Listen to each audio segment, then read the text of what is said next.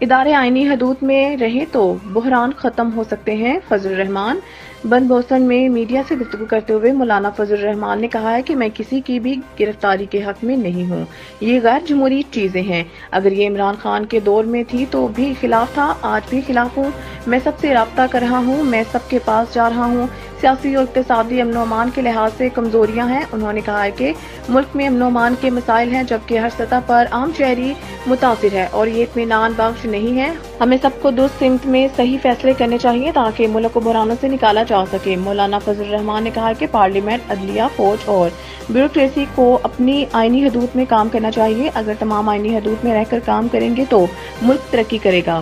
انہوں نے کہا کہ نواز شریف سے جو باتیں ہونی تھی ہو گئی، آئینی ترمیم بارے ان سے پوچھیں جو لانے والے ہیں۔ آئینی ترمیم دوبارہ لانے کے سوال پر مولانا فضل الرحمان نے کہا کہ یہ تو ان سے پوچھیں جو آئینی ترمیم لا رہے ہیں۔